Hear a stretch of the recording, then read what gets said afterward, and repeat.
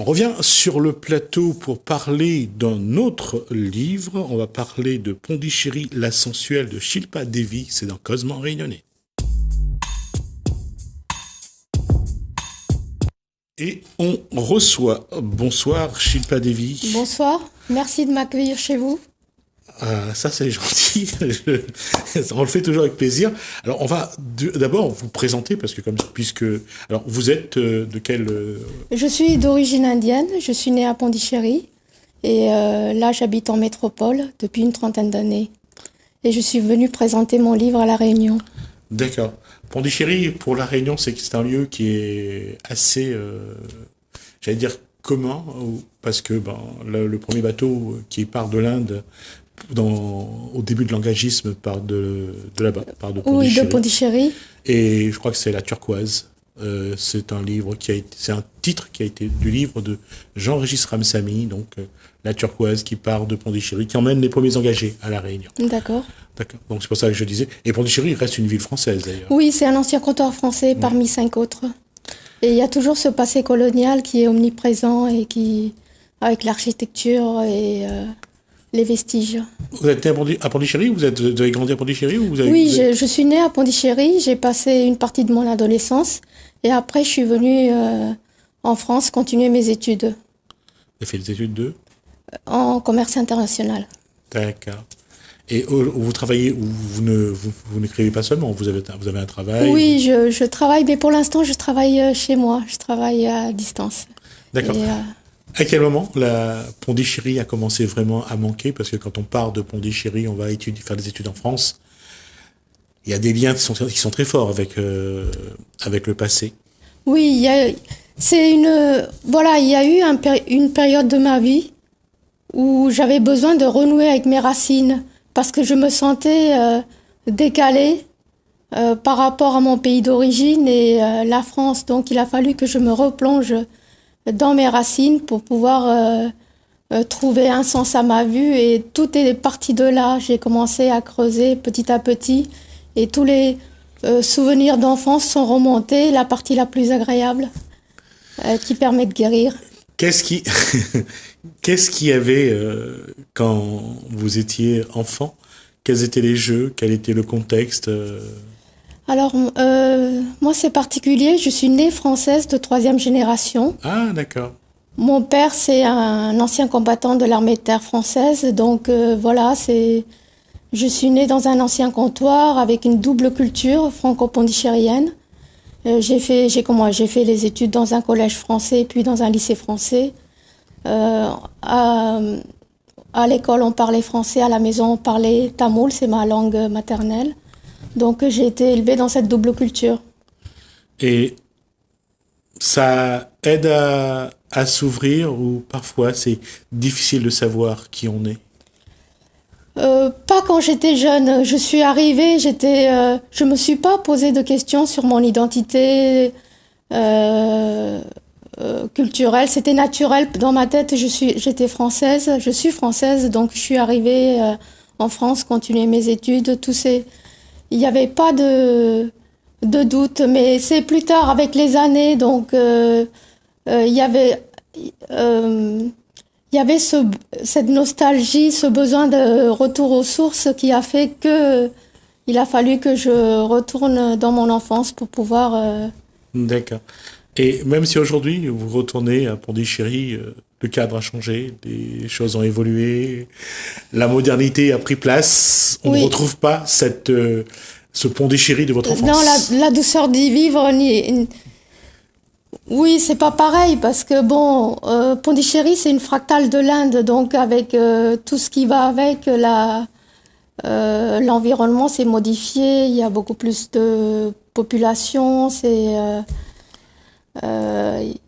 mais ça reste quand même ma ville natale, donc il y a toujours ce parfum d'enfance, et quand j'y retourne, oui, bien sûr, c'est avec plaisir. Et à quel moment vous vous êtes dit, la meilleure façon de le faire revivre, c'est de l'écrire? Ce roman, c'était parti... Au début, je voulais surtout parler de l'émancipation féminine. D'accord. je voulais parler de ça. C'est un sujet qui me tient à cœur, les droits des femmes, la parité, la sororité. Et petit à petit, je me suis dit pourquoi ne pas poser le cadre à Pondichéry, parce que bien sûr, mes racines sont là. Donc il y a bien sûr Pondichéry, mais aussi j'ai voulu mettre en avant les femmes indiennes, les femmes tamoules, et pas seulement les indiennes, mais aussi toutes les femmes, mettre à l'honneur toutes les femmes pour qu'elles.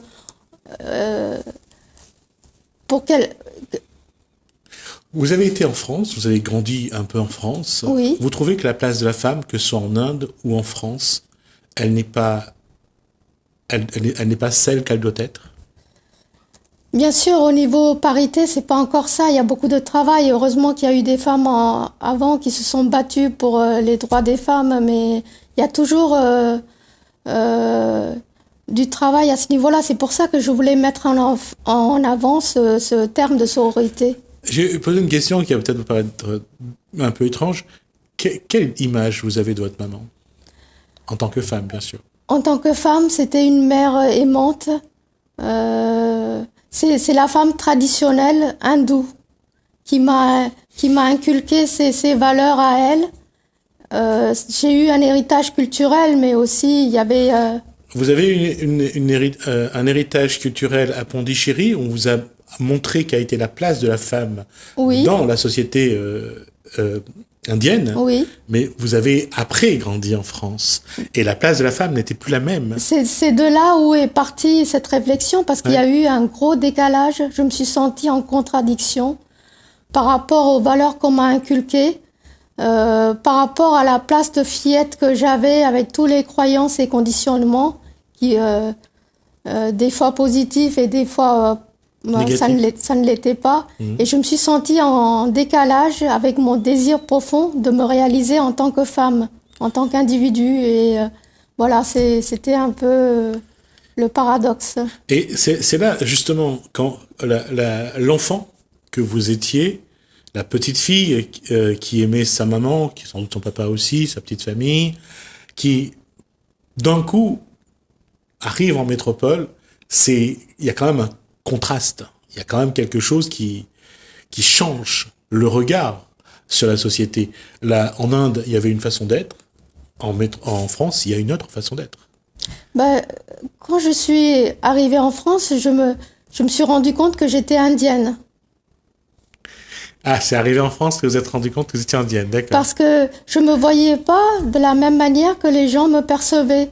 Pour moi, j'étais élevée dans une double culture, donc j'avais pas cette quête identitaire. Je me sentais pas vraiment ni indienne ni française. Voilà, c'était comme ça. Et c'est arrivé en France. C'est par rapport au regard, surtout dans le milieu professionnel et tout. Là, je me suis sentie plus indienne que française. Les personnes qui sont autour de vous, on sent qu'il y a cette barrière, qu'à un moment donné, ils prennent un petit peu... Ils y vont avec douceur, avec tact, pour essayer qu'il y ait un échange, qu'il y ait une relation. On le sent dans la façon de faire. Vous voulez dire en France ou en France. Ils essayent quand même de mettre la manière pour venir vous échanger avec vous. Un peu quand même. Ça dépend. D'accord. Ça dépend. C'est beaucoup plus facile dans le cercle personnel, dans le cercle amical et social, mais c'est beaucoup plus compliqué dans le milieu professionnel. Et c'est là où le plus... Il y a quelques préjugés. Il y a, bien sûr, même si j'ai fait des études, j'étais dans un lycée français, voilà, mais...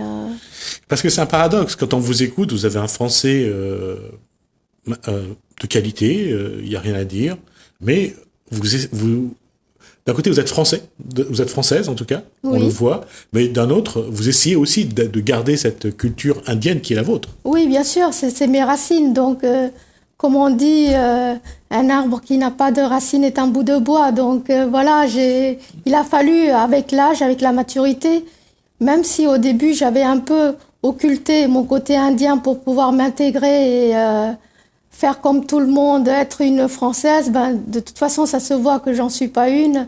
Il a fallu que que je pacifie un petit peu, mais... Si, vous êtes une Française, ça c'est pas... On va pas dire le contraire. Oui, je veux dire, je ne suis pas française. Mais vous êtes aussi indienne. Oui. Vous êtes d'abord indienne, je ne sais Oui. pas.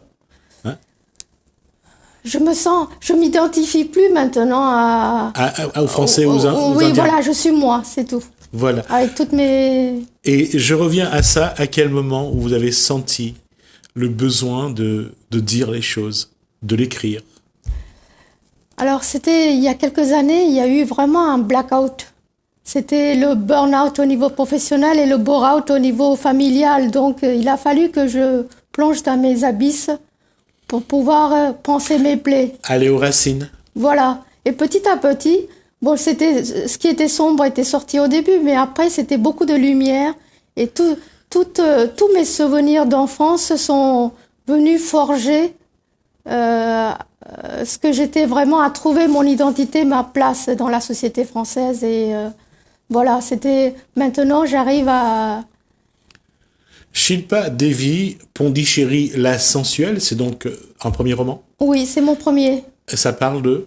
Ça parle des femmes principalement, donc c'est des nouvelles, 7 nouvelles, dont les héroïnes sont des femmes tamoules. Donc je narre un peu leur... Elles vivent tous à Pondichéry en Inde ou elles vivent également ailleurs? Alors, il y en a qu'une seule justement, il y a une qui est antillaise, parce que j'ai été en Guadeloupe et j'ai voulu rallier... Alors, ici, on dit, pour les Réunionnais, les Malbaraises, et aux Antilles, on dit les Coulis. Coulis, voilà. Donc, je voulais... Parce que j'ai appris que Basse-Terre était jumelée avec Pondichéry, donc je voulais un petit peu rallier l'histoire de la Guadeloupe avec Pondichéry. Donc, j'ai inclus cette nouvelle où c'est une antillaise, mais sinon, le reste, c'est des femmes tamoules. Alors, il faut savoir que le moment où l'Angleterre, le Royaume-Uni à l'époque, l'Angleterre et la France signent ce contrat avec l'Inde de l'engagisme, il y a également donc des Indiens qui vont partir aux Antilles pour travailler également la canne, et qu'aujourd'hui, pareil comme à La Réunion, des Indiens qui sont des Guadeloupéens d'origine indienne, ils sont également et continuent aussi, comme à La Réunion, à perpétuer les traditions indiennes. Ça vous a fait plaisir de voir les cérémonies qu'ils font là-bas? Oui, voilà. C'est pour ça que je voulais marquer mon roman avec ce passé.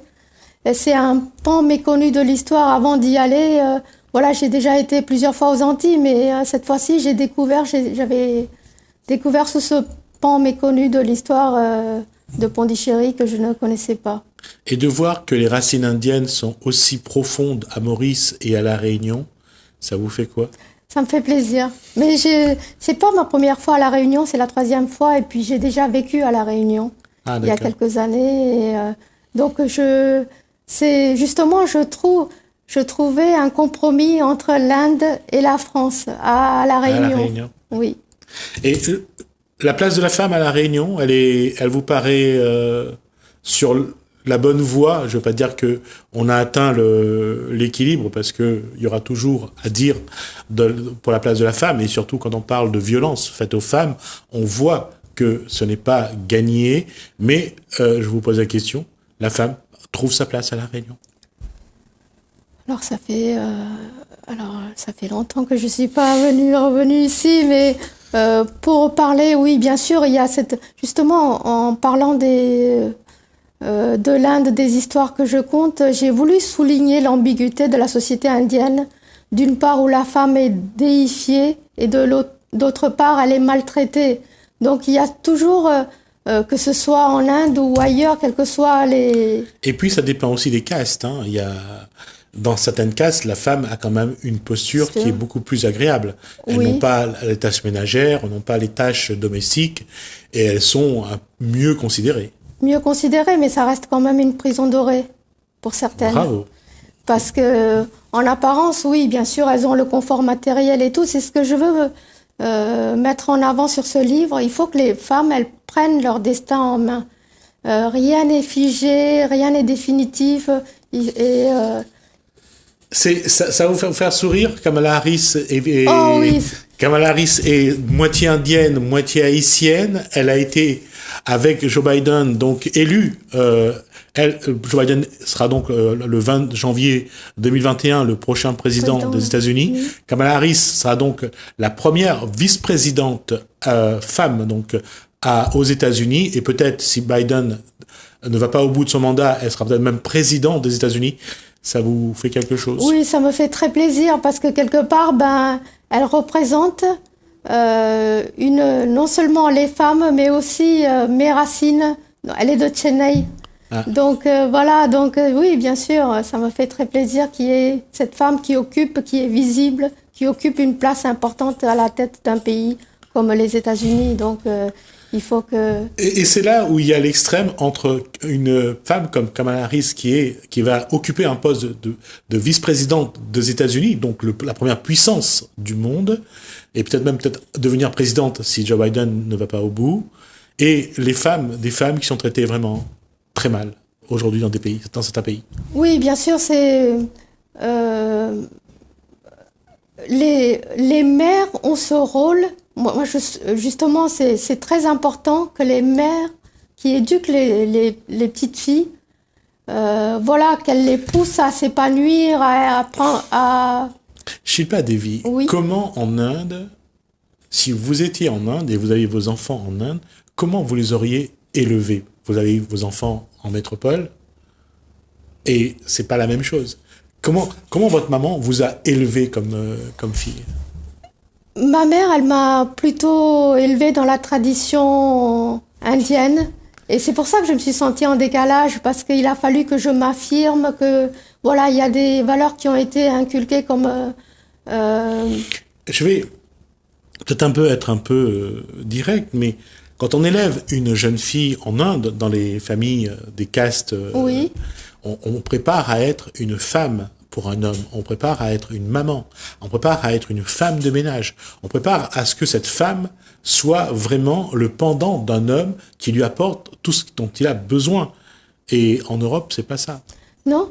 Et justement, c'est ça qui m'a fait prendre conscience que j'étais formatée pour rentrer dans un moule, faire comme tout le monde, alors que mon désir profond, c'était de me réaliser en tant que femme, en tant qu'individu, et non pas...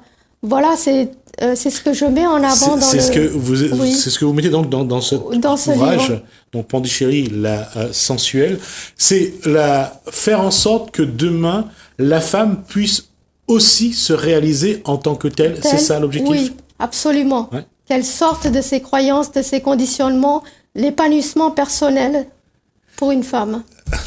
Shilpa Devi, vous pouvez le faire quand vous êtes en France, vous avez un cadre, mais comment le faire lorsqu'il y a autant de traditions en Inde, autant il y a cette coupole sous laquelle vous êtes mis, et que les traditions, surtout les femmes sont là, et c'est ça, c'est les femmes surtout qui veillent au respect des traditions. Bien sûr, donc c'est à elle.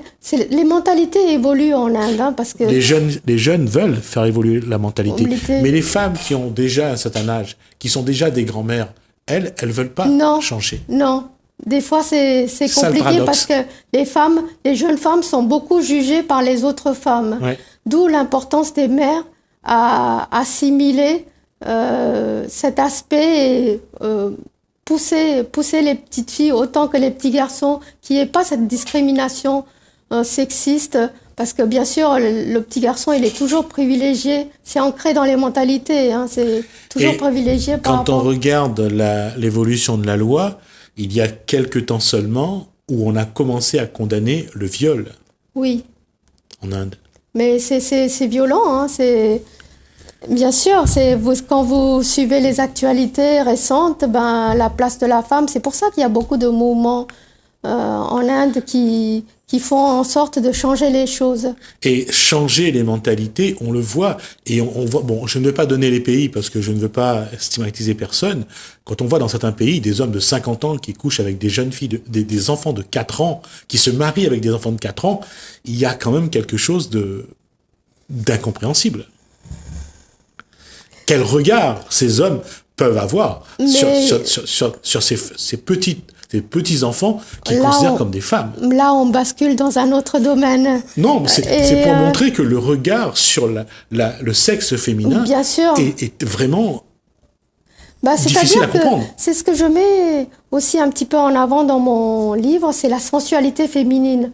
C'est-à-dire, il faut pas censurer, il faut que les petits garçons soient éduqués à respecter les filles et aussi, d'autre part, banaliser le désir des femmes.